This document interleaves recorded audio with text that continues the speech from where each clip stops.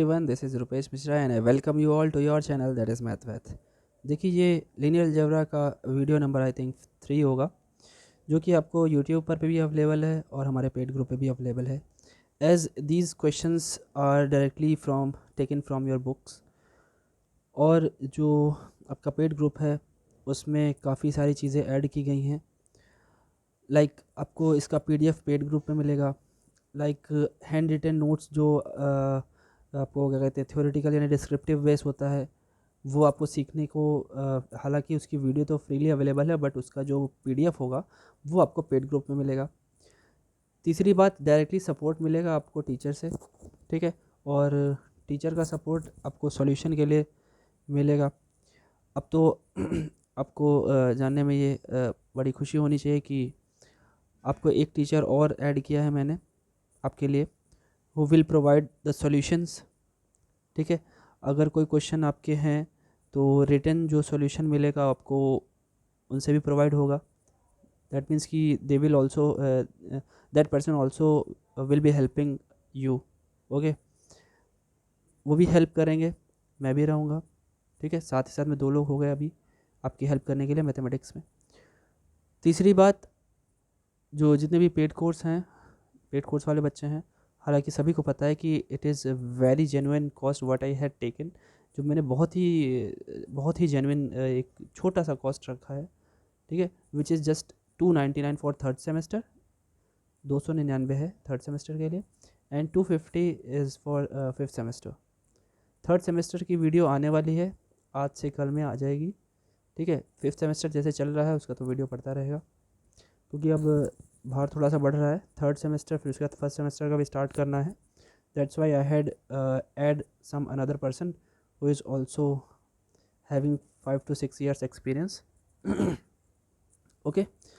सो paid group के फ़ायदे हैं काफ़ी सारे, उसमें काफ़ी सारे शॉर्ट ट्रिक्स, काफ़ी सारे MCQs मिलते हैं। तो जितने अलग अलग टाइप के MCQs हैं उसमें सारे के सारे अलग अलग बुक से ऐड किए गए, namely Krishna publication, McGraw Hill publication, which I had used in when I was preparing for IIT JAM, ठीक है। और कई सारी बुक्स हैं जो JEE में यूज़ की गई थी जब हम लोग प्रिपेयर कर रहे थे, तो वो सारी चीज़ें उसमें ऐड की गई हैं। So definitely that will help you in your examination. As we all know that कि ये फर्स्ट टाइमिंग हो रहा है कि आप लोग फिफ्थ सेमेस्टर में हैं और MCQ एग्जामिनेशन हो रहा है, तो जितनी मैक्सिमम पॉसिबिलिटीज़ हैं, जितने मेरे जैक्स हैं, जितने मेरी पहुंच है आपकी यूनिवर्सिटी और वहाँ के टीचर्स तक, वहाँ से पता करके जितना हो सका है वो ऐड किया गया है, ठीक है। तो नो डाउट मिलेगा, मैक्सिमम मिलेगा, आपको पढ़ाया हुआ मिलेगा, ठीक है। काफ़ी सारे क्वेश्चन एग्जैक्ट डिट्टो कॉपी होंगे, वो मैं अभी नहीं कहूँगा, गारंटी नहीं दे रहा हूँ, लेकिन हाँ पेड ग्रुप का फ़ायदा ज़रूर होगा, ठीक है। हम चाहेंगे आप लोग दूसरों तक अपनी इस बात को पहुँचाएँ। अगर अभी तक मैथवैथ ने आपके 4 सेमेस्टर तक आपकी हेल्प की है, और इफ़ यू गॉट बेनिफिटेड, अगर आपको कोई भी बेनिफिट मिला है, then you it is your liability to share, okay, ठीक है। चलिए, हम लोग ने जहाँ लास्ट में छोड़ा था, एक्चुअली आई वॉज इन अ हरी, तो वीडियो थोड़ा सा 22 मिनट्स का था, मगर ये कोशिश करूँगा कि इसमें ये PDF पूरा कंप्लीट हो जाए, मतलब लीनियर अलजेब्रा आपका ख़त्म हो जाए, फिर हम लोग उसमें जाएंगे। साथ ही साथ पेड ग्रुप में भी लीनियर अलजेब्रा ख़त्म हो जाएगी, उसके साथ ही साथ हम लोग फिर अपना जो फर्स्ट पार्ट है रिंग थ्योरी उस पर जाएंगे, और रिंग थ्योरी जैसे जैसे चलेगा उसके साथ साथ हम लोग डिफरेंशियल ज्योमेट्री और उसके थ्योरी प्लस MCQ उसको साथ साथ में करते रहेंगे, ठीक है, ठीक। चलिए देखते हैं। So this was the last question जहाँ पे मैंने छोड़ा था। If the function f and g defined on vectors x is equal to x1 x2 and y1 y2 defined as fx is to x1 y2 और x2 y1। देखिए इसमें बड़ा ही simple सा ये वैसे एग्जांपल मैंने कराया हुआ है आपको, जो डिस्क्रिप्टिव टाइप है, डिस्क्रिप्टिव टाइप जो वीडियो आपको अवेलेबल है यूट्यूब पे, उसमें मैंने बताया हुआ था, ये दोनों ही प्रूफ कराए हुए थे, ये यहाँ पे ब्रैकेट लगा हुआ है।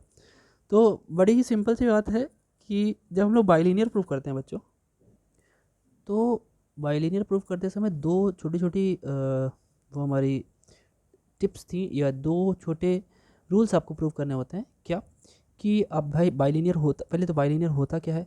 बाइलिनियर एक तरह की मैपिंग होती है जो कि 2 सेम वेक्टर स्पेस के क्रॉस प्रोडक्ट, यानी इसके यहाँ से जो हमें एलिमेंट मिलेंगे वो ऑर्डर्ड पेयर टाइप मिलेंगे, एक्स कॉमा वाई टाइप मिलेंगे, उसको ये क्या करता है एफ यानी फील्ड से, उन्हीं के फील्ड से ऐड कर देता है। मतलब यहाँ पेयर होगा और यहाँ सिंगल होगा, ठीक है। Assigns to the pair pair of V cross V to single digit of F. तो इसमें ये तो इसकी हो गई बाइलिनियर की मैपिंग हो गई, लेकिन इसमें रूल्स क्या फॉलो होते हैं? रूल्स बेटा ये फॉलो होते हैं।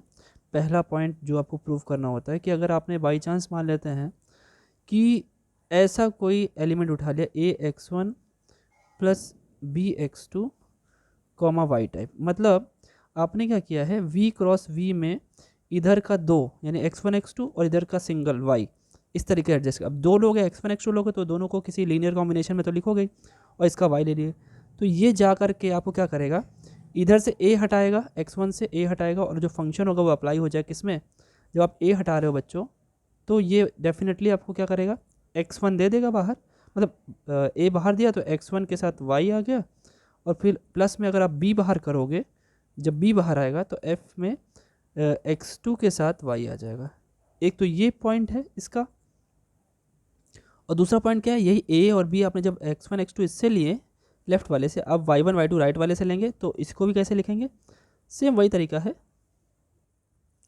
कैसे? जो दूसरा पॉइंट है वो ये प्रूव करना होता है F of X times sorry X comma A Y one plus B Y two. अब जैसे उसमें किया वैसे इसमें भी आप लोग समझ गए होंगे कि भाई जब इसे अलग अलग करोगे तो एफ एक्स के साथ ए बाहर अगर निकाल रहे हो तो ए किसके साथ निकाल रहे हो, वाई के साथ, तो एक्स कॉमा वाई वन हो जाएगा, और अगर बी आप बाहर निकालते हो तो एक्स के साथ वाई टू हो जाएगा। तो ये दो पॉइंट प्रूव करने होते हैं आपको बाइलिनियर के लिए, जहाँ पे आपका जो ए और बी होता है वो सबका सब आप फील्ड से उठाते हो। ये तो बात क्लियर है। इसकी डेफिनेशन मैंने आपको थ्योरेटिकल यानी डिस्क्रिप्टिव बेस पे जो यूट्यूब पे फ्रीली अवेलेबल है वो हमेशा अवेलेबल है, ठीक है, तो उस पर मैंने प्रोवाइड किया हुआ है, अच्छे से समझाया हुआ है, उसे जाकर के ज़रूर देखें। यहाँ पे हम लोग छोटी छोटी कॉमन सी ट्रिक्स की बात करेंगे जिससे कि हम लोग के एग्जामिनेशन में टाइम ज़्यादा ना जाए और फटाफट से हम लोग कर लें, ठीक है। चलिए बताते हैं इस क्वेश्चन, इस क्वेश्चन में सब चीज़ें करनी है नहीं, आपको वहाँ बैठोगे थोड़े आप इतना बड़ा सॉल्व करने के लिए, ये तो 5 से 10 मिनट ले लेगा आपका। तो आपको एक छोटी सी बात बताते हैं, देखिए बाइलिनियर समझने के लिए क्या होता है, देखिए जितने भी ऑर्डर्ड पेयर होंगे या जितने भी टाइप के इसके एलिमेंट्स होंगे उनकी पावर वन होगी, वन वन वन वन, जब भी वन वाला होता है तो वो जरूर आपका बाइलिनियर होता है, मतलब एफ तो बाइलिनियर है। मगर जी जरा ध्यान से देखिए, जैसे स्क्वायर लगाया तो देखिए होल स्क्वायर खोलेंगे X one square Y one square plus Y one square minus two X one Y one, तो एक्स वन पे स्क्वायर लग गया ना, सो जी वाला तो नहीं होगा लेकिन एफ वाला जरूर होगा। सो फर्स्ट आंसर है गया आपका, ज़्यादा कुछ सोचना नहीं है, नहीं तो 2 पॉइंट प्रूव करने में कम से कम हमें लगता है 10 मिनट, तो कम से कम 10 मिनट तो लगेगा ही, है ना। और why we are here, okay, so this is the way, दिमाग में रखिएगा, ठीक है। इसको लिख भी लीजिएगा, दिमाग में रहे तो रह जाएगा ना, फिर तो नहीं भूल जाएंगे आप, ठीक है। नेक्स्ट देखिए, let F be a bilinear form of R power two to R, ठीक है, इसको ऐसे डिफाइन किया गया है X one Y one plus X two Y two, then in the ordered basis B of this R square over R the matrix of F is, कह रहा है मैट्रिक्स कैसे होगी। देखिए इसका एक बड़ा ही बढ़िया सा ट्रिक बताया था आपको, सिखाते समय भी बताया था, यहाँ भी बताते हैं। तो देखिए बड़ी सिंपल सी बात है, हम लोग क्या करते हैं, हम लोग काम करते हैं, ये जो हमारे बेसिस के एलिमेंट हैं इनको कुछ लेट कर लेते हैं, जैसे ये मान लेते हैं ये u1 है ये u2 है, ठीक है। और हमें क्या बनाना है, मैट्रिक्स बनाना है, पावर 2 है तो स्क्वायर मैट्रिक्स बनेगा। स्क्वायर मैट्रिक्स का टाइप क्या होता है, a11 a12 a21 a22, यही चारों निकालने हैं हमें। तो चलिए पहले a11 कैसे निकलता है, a11 बच्चों होता है जो आपका फंक्शन है ना उसमें दोनों सेम रख लो u1 इसका मतलब होता है a11। अब ये निकलता है कैसे, देखो समझो बात को, u1 मतलब दोनों सेम ले लो, मतलब f के अंदर ब्रैकेट में 1 कॉमा -1 और 1 कॉमा -1। अब इसको कैसे सॉल्व करते हैं, ध्यान से सुनिएगा। ये देखिए इसने खुद दिया है सॉल्व करने के लिए, ये है पहली पोजीशन, ये x1 y2 x1 y1 हो गई, और x2 y2। कैसे सॉल्व करना है, x1 को y1 के साथ मल्टीप्लाई करना है, x2 को y2 के साथ मल्टीप्लाई करना है। तो जरा मल्टीप्लाई करते हैं, x1 को y1 के साथ तो हो गया -1, x2 को y2 के साथ हो गया -1, कितना आया -2, तो यानी a11 एलिमेंट क्या मिला -2। तो कहाँ पे है, आई थिंक आपको शायद दिख पा रहा हो, इसका स्क्रीनशॉट ले लीजिएगा, ठीक है। या a11 तो समझ में आ गया, मैं आपको वाइट पेज पे समझाता हूँ, क्लियर होगी बात, ठीक।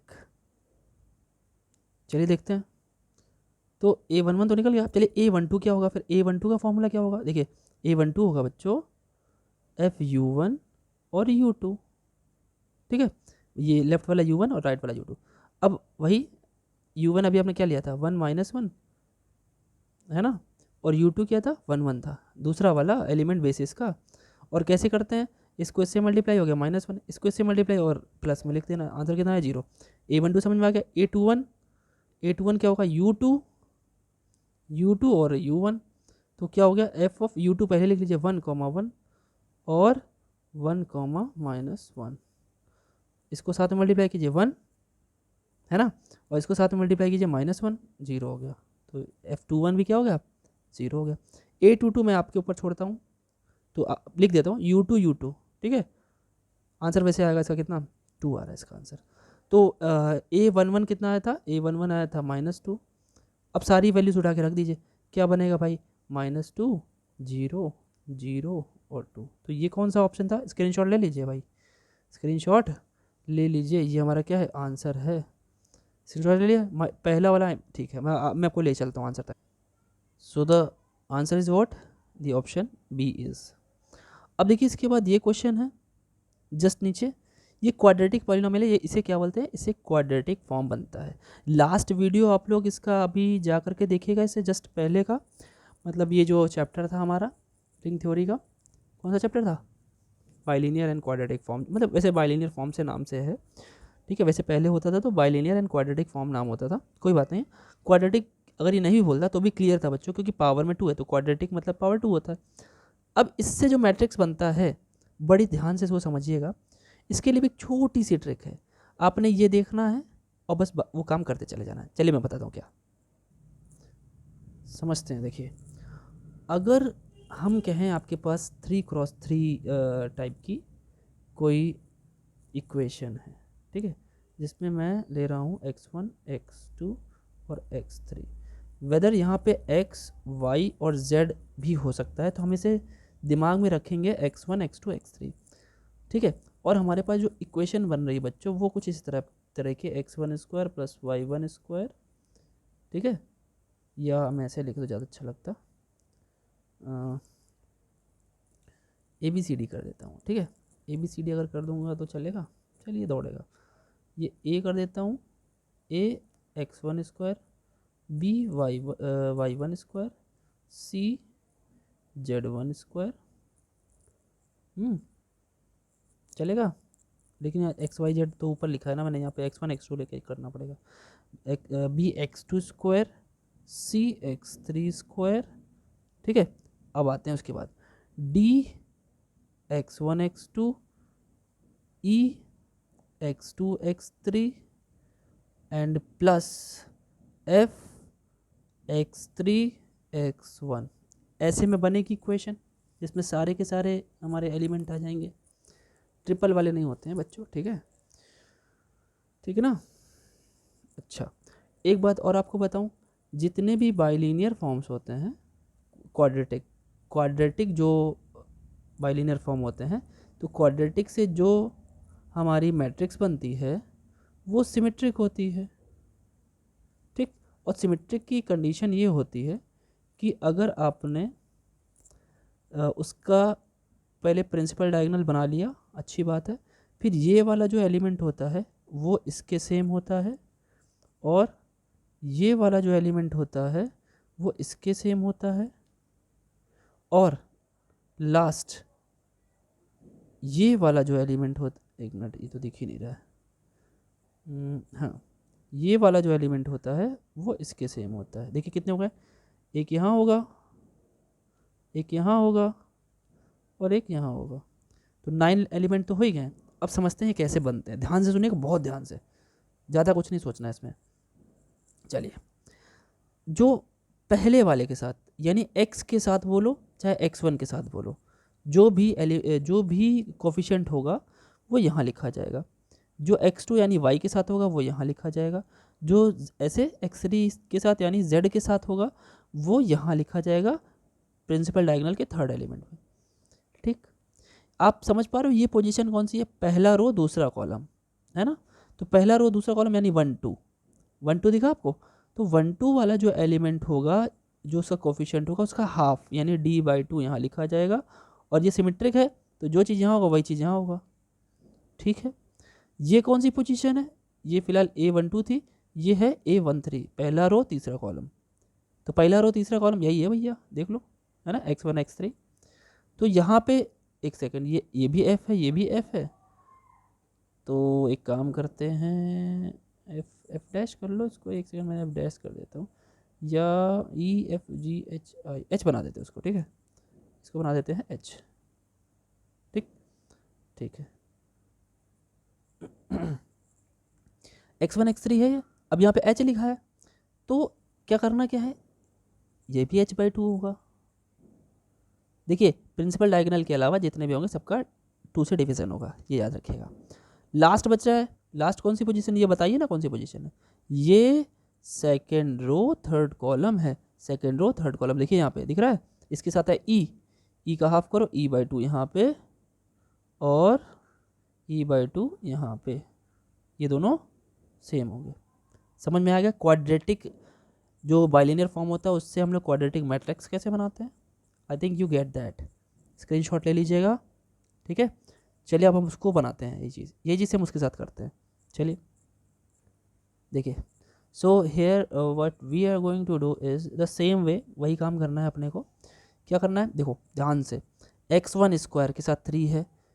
ठीक है, प्रिंसिपल डायगोनल में 2 से डिवाइड नहीं करते हैं, बाकी सब जगह 2 से डिवाइड करते हैं। तो भैया ये x1 है, तो यानी पहली पोजीशन 3 होगी, तो 3 कहाँ कहाँ है, यहाँ है, बल्कि सब जगह 3 है। ठीक है, चलो भैया सब जगह 3 है, चलो ठीक। अगर दूसरा देखते हैं फिर, y1 वाले देखो, मतलब x2, y1 नहीं, y देखो यानी x2 देखो, x2 ये है, इसके साथ कोफिशिएंट -1 है, तो देखिए -1 यहाँ है, -1 यहाँ भी है, सब जगह -1 है क्या भाई, तो डिफरेंट क्या है, डिफरेंट देखिए, देखिए पहली लाइन सेम है, दिमाग यही लगाया जाता है, पहली लाइन सेम है सब में, नहीं ये वाला सेम नहीं है। इसका मतलब अगर ये देखेंगे तो हो सकता है बाकी चीज़ें कैंसिल हो जाएं। ठीक है, बाकी आप अगर सही से देखें तो प्रिंसिपल डायगोनल तो भैया सबका सेम है, प्रिंसिपल डायगोनल सोचने की ज़रूरत ही नहीं है। अगर नन ऑफ दीज होता तो समझ में आता, फिर हम लोग सोचते हैं कि हाँ चलो हो सकता है कि प्रिंसिपल डायगोनल भी गलत लिखा हो। तो ठीक है, तो अब देखिए दिमाग लगाइए, ज़्यादा सारे मिलाने की ज़रूरत नहीं है, चलो ठीक है मिला ही लेते हैं। 1 2 पोजीशन जानते हो, ये वाली पोजीशन होती है 1 2 4 का हाफ कितना होता है, 4 का हाफ 2 होता है, तो 2 लिखा है यहाँ पे, हाँ यहाँ लिखा है, ये सही है, ये भी सही हो सकता है, ये भी सही हो सकता है, ये वाला आप ख़त्म, इस पर देखना ही नहीं है। ठीक, क्या यहाँ 2 है, यहाँ भी 2 है, हाँ यहाँ 2 यहाँ भी 2, यहाँ 2 यहाँ भी 2, अरे बाप रे, तो सही है। 4 वाला देखें तो 4 4 यहाँ भी 4 4, अरे भैया तो ये भी ठीक है, इसको भी देखने की ज़रूरत नहीं, क्योंकि सब में है तो इसका मतलब ठीक ही होगा, देखने की क्या ज़रूरत है। 3 3 यहाँ -3 3, अब ये तो गलत क्यों है, क्योंकि भैया सिमेट्रिक में ये चीज़ होता ही नहीं है, आमने सामने सेम होना चाहिए, तो ये भी गया एंड ये भी गया। ठीक है, ठीक है, अच्छा और देखते हैं। 1 2 वाला हो गया 4, हाँ ये 1 2 वाला हो गया 4 का 1 2, एक सेकंड यहाँ पे ये थोड़ा सा इसे रिफॉर्म करना पड़ेगा, ये 1 2 नहीं है, ये 2 3 है। ठीक है, ये 2 3 है, 2 3 फिर यहाँ भी हो गया। ठीक है, तो ये 1 3 है, सही कर लीजिए, क्योंकि 8 का हाफ करेंगे 1 3 वाली पोजीशन ये होती है। ठीक है, तो 8 का हाफ हो गया 4, तो यहाँ भी 4 है, यहाँ भी 4 है, अच्छी बात है, यहाँ 4 यहाँ भी 4 है, ये दोनों तो ख़त्म हो चुके थे। अच्छा ठीक है, अब एक चीज़ और बची है, ये वाली पोजीशन, ये कौन सी पोजीशन है बाबू, A2 3, second row third column, second row third column ये है, -6 का हाफ होता है -3,